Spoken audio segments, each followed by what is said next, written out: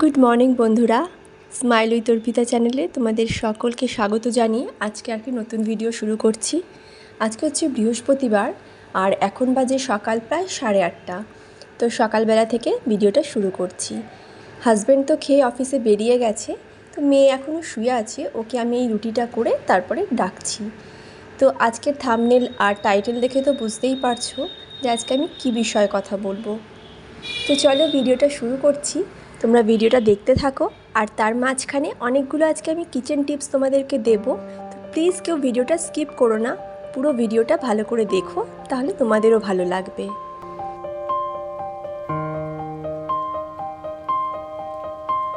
আমাদের হাউসওয়াইফদের বেশিরভাগ সময়টাই কাটে রান্নাঘরে। দিনের মধ্যে ম্যাক্সিমাম টাইম আমি রান্নাঘরেই থাকি, তাই জন্য আজকে রান্নাঘরে কাজ করতে করতেই তোমাদের সাথে কিছু কথা শেয়ার করি। আমরা যদি রান্নাঘরের কিছু কিচেন টিপস বলতে পারো, বা বাস্তুশাস্ত্র অনুযায়ী, আজকাল তো সবাই বাস্তু নিয়ম অনুযায়ী করে, যদিও আমি রেন্টে থাকি, সেখানে বাস্তুর নিয়ম অনুযায়ী করে আমার নিজস্ব ঘর নয় যে আমি নিজের সব কিছু গুছিয়ে রাখতেও পারবো না, বা কিচেন কোন দিকে হবে সেসব আমি করতেও পারবো না। এগুলো কতটা লজিক্যাল আমি জানি না, তবে আজকাল যারা নতুন বাড়ি বানায় তারা সবাই আমি দেখেছি বাস্তু টিপসকে মেনেই করে। তো যাই হোক, বাস্তু টিপস তো মানতে পারবো না, তবে যেটুকু মেনে চলা যায় সেটুকুভাবেই আমি যা যা করি তোমাদের সাথে একটু শেয়ার করি। সকালে উঠে যখন আমরা রান্নাঘরে যাই রান্না করি, তো তার আগে একবার বাসি রান্নাঘরটা কিন্তু ঝাড় দিয়ে নেবে। যেটা এই টিপসগুলো না আমি আগে করতে জানতাম না বা করতাম না, জানলেও হয়তো সেভাবে অতটা গুরুত্ব সহকারে করিনি, কিন্তু লাস্ট এই 1 মান্থ ধরে এখানে আসার পর আমি কিন্তু এগুলো সবই মেনটেন করার চেষ্টা করছি। তো প্রথমেই তোমরা রান্নাঘরটা একবার ঝাড় দিয়ে নাও। সকালে যেমন আমরা প্রত্যেক দিন ঘর ঝাড় দিই, বাসি ঘর ঝাড় দিই, সেরকম বাসি ঘর ঝাড় দিতে দিতে ঝাড় দেওয়ার সময় আমরা রান্নাঘরটাও একবার ঝাড় দিয়ে নেব, তারপরে রান্নার কাজে হাত দেব। ঠিক আছে, এটা হচ্ছে প্রথম। দ্বিতীয়, আমি তোমাদেরকে বলবো রান্নাঘরে কয়েকটা জিনিস একদম শেষ হতে দেবে না, ওটা যেন থাকতে যখন একটু একদম অল্প থাকবে তার তখনই 1-2 দিন আগেই আমরা যেন সেই জিনিসটা এনে ফিল করে দিই। সেই জিনিসটা যেন রান্নাঘরে কখনো ঘাটতি না পড়ে। সেটার মধ্যে আমি 4-5টা জিনিসের নাম বলবো। সেগুলো হচ্ছে লবণ, হলুদ, আটা, চাল আর সর্ষের তেল। এই 5টা জিনিস কখনোই কিন্তু আমাদের রান্নাঘর থেকে ফাঁকা হতে দেবে না, যে না শেষ হোক তারপরে আনবো, তা নয়। একদিন অন্তত হাতে থাকতে থাকতেই যেন সেগুলো আবার রান্নাঘরে চলে আসে। তৃতীয়ত আমি বলবো, আমরা যখন প্রত্যেক দিন ভাত করি যে হাঁড়িতে, অনেকেই আছে যে প্রত্যেক দিন হাঁড়ি ধোয় না। আমি কিন্তু এটা প্রথম থেকেই, এটা এখন বলে না, সবসময় হাঁড়ি প্রত্যেক দিন মাজি। হাঁড়ি কিন্তু অবশ্যই প্রত্যেক দিন মাজবে, এক্সেপ্ট অনেকে বৃহস্পতিবার দিনটা আমি জানি না মাজে কি মাজে না, তবে আমি চেষ্টা করি প্রত্যেক দিন কিন্তু হাঁড়িটা ধোয়ার। প্রত্যেক দিন ভাত করার আগে হাঁড়িটা একবার ভালো করে মেজে নিয়ে তারপরে আমি ভাত করি। তো আমি অনেককে দেখেছি যে হাঁড়ি কিন্তু তারা প্রতিদিন মাজে না, কিন্তু হাঁড়িটা আমার মনে হয় যেখানে আমরা মা অন্নপূর্ণার মা লক্ষ্মী বলে তো চালকে, তো সেই ভাত যেখানে করব সেটা আমার মনে হয় প্রত্যেক দিন পরিষ্কার করে রাখা উচিত। তো প্রত্যেক দিন চেষ্টা করবে হাঁড়িটা মেজে তারপরে ভাত বসানোর।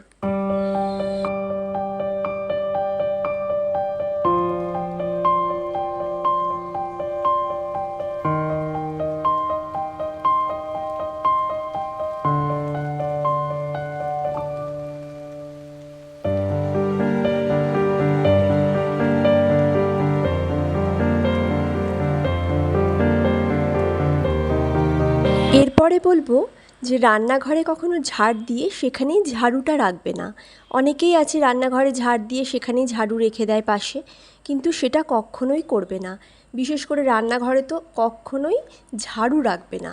আরেকটা এর সাথে আমি তোমাদেরকে বলে দিই, এটা আমিও কিছু কয়েক বছর আগে একজন আমাকে বলেছিলেন যে এটা রান্নাঘরের সঙ্গে সম্পর্কিত নয়, এটা টোটালি বেডরুমের ব্যাপার। বেডরুমে আমরা যেখানে খাটে শুই, যে খাটে আমরা শুই, সেই খাটের তলাতেও কিন্তু অনেকে খাটের তলায় ঝাড়ু রাখে, তো খাটের তলাতেও কিন্তু ঝাড়ু রাখবে না। যারা যে বেডরুমে আমরা শুচ্ছি সেই বেডরুমে বেডের তলাতে ঝাড়ু রাখবে না। এটা একটা অন্য টিপস যদিও, তবু আমি তোমাকে রান্নাঘরের যেহেতু কথা উঠলো সেই জন্য আমি এখানে এটাও বলে দিলাম যে বেডরুমে বেডের তলাতেও কিন্তু ঝাড়ু রেখো না। তো রান্নাঘরের এমন কোনো জায়গায় ঝাড়ু রাখবে না যেটা আমাদের সেটা ভালো না, এটা খুবই অশুভ একটা ব্যাপার, লক্ষণ বলা যেতে পারে, যে রান্নাঘরে ঝাড়ু রাখা, ঝাড়ু এগুলো কখনোই রান্নাঘরে রাখবে না। আরেকটা বলবো যে ডাস্টবিন, আমরা ঘরের যে ডাস্টবিন জমাই সেটা কিন্তু রান্নাঘরে সেটাও রাখবে না, রান্নাঘর থেকে বেশ কিছুটা দূরে। এটা যতটা সম্ভব বাথরুমের সাইডে, যেখানে আমরা নোংরা জিনিস যেখানে ফেলা হয় সেই দিকটাতেই ডাস্টবিনটা রাখা বেটার। তাই রান্নাঘরের সামনে না রেখে যতটা সম্ভব পারা যায় রান্নাঘর থেকে দূরে ডাস্টবিন রাখার চেষ্টা করো। আর দেখো, তোমাদের সাথে এই কথাগুলো বলতে বলতে আজকে কিন্তু আমার সমস্ত রান্না কমপ্লিট হয়ে গেছে, রান্নাঘর পরিষ্কারও করে নিচ্ছি। তো যেগুলো ধোয়ার থাকে, চপিং বোর্ড বা যা যা ধোয়ার সেগুলো ধুয়ে নেব। আর লাস্টে আমি ভাতটা বসাচ্ছিলাম, তাই জন্য হাঁড়িটা ভালো করে মেজে আমি এখন ভাতটা বসিয়ে নিচ্ছি। আর আজকে কী রান্না হয়েছে সেগুলো তো তোমরা দেখলেই। টমেটো দিয়ে ডাল করেছিলাম, সজনে ডাঁটার তরকারি আর আমের চাটনি। আর হ্যাঁ, লাস্টে কিন্তু আমি আর বাবি দুটো ডিমকে একসাথে করে ডিমের অমলেটও করে নিয়েছি। তো আজকে খুব বেশি হাবিজাবি সেরকম রান্না করিনি, গরমের মধ্যে সেরকম আর হাবিজাবি বেশি ঝাল মশলা দ্বারা ভালোও লাগছিল না। তো নর্মাল ডাল, সজনে ডাঁটা দিয়ে তরকারি আর চাটনি, এই গরমে চাটনিটা তো একদম মাস্ট। তো চাটনি আর তার সাথে একটু ডিমের অমলেট ভেজে নিয়েছিলাম। এই দিয়েই মোটামুটি আমাদের ভালোভাবেই হয়ে গেছে।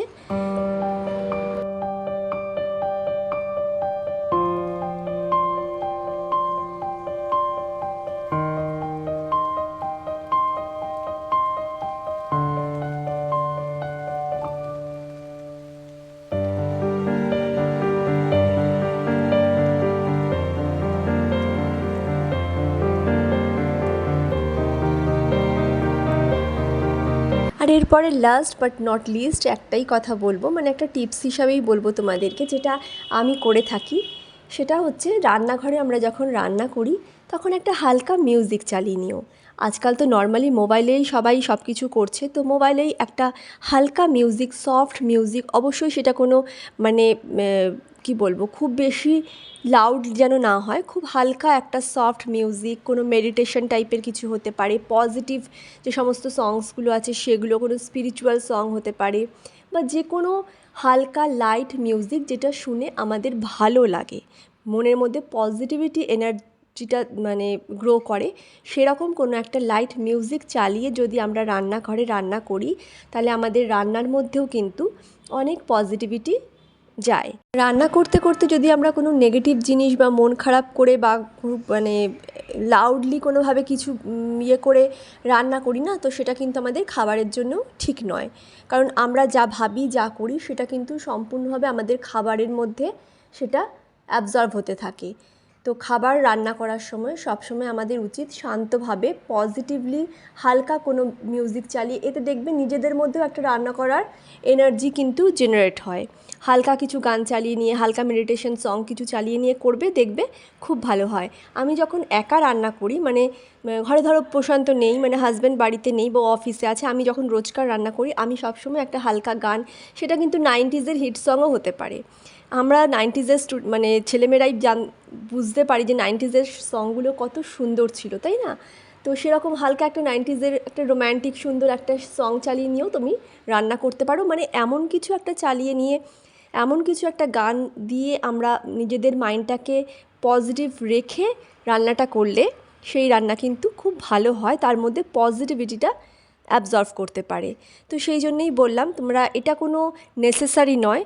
যদি অনেকেই অনেকে মানে না, আমি অনেক জায়গাতেই দেখেছি বা অনেক জায়গায় শুনেছি যে রান্না করার সময় তারা মিউজিক চালিয়ে রান্না করে। এটা কিন্তু যার কাছে যেরকম, তো এটা আমি নিজে করে থাকি। তবে যখন বাড়িতে হাজব্যান্ড থাকে তখন কিন্তু এটা একেবারেই হয় না, কারণ রান্নার চাপ এত থাকে, আমরা দুজনে মিলে এক জায়গাতে রান্না করতে হয়, খুব তাড়াহুড়োর মধ্যে, সত্যি বলতে কি খুব তাড়াহুড়োর মধ্যে অনেক রকমের রান্না করা থাকে, তো সেই সময় হয় না। কিন্তু প্রত্যেক দিন ডেলি রুটিনে আমি যখন রান্না করি একা, তখন কিন্তু আমি এই কাজটা করে তবে রান্না করি। তো চেষ্টা করো তোমরাও যদি করতে পারো। তো চলো, আজকে সমস্ত কথাগুলো বলতে বলতে তোমাদের সাথে খাবারগুলোও শেয়ার করে নিলাম যে কী রান্না হয়েছে। যদি ভিডিওটা একটু ভালো লেগে থাকে অবশ্যই লাইক করো। যারা চ্যানেলে নতুন ভিডিও দেখছো, তারা চ্যানেলটাকে সাবস্ক্রাইব করে প্লিজ পাশে থেকো। আর আমার দেওয়া এই টিপসগুলো একটু ফলো করো, দেখো তোমাদের সকলের খুব ভালো হবে। তো চলো আজকের মতো ভিডিওটাকে এখানেই শেষ করছি। তোমরা সকলে খুব ভালো থেকো, আনন্দে থেকো আর মুখে একটা বড় স্মাইল রেখো। Tata, bye bye.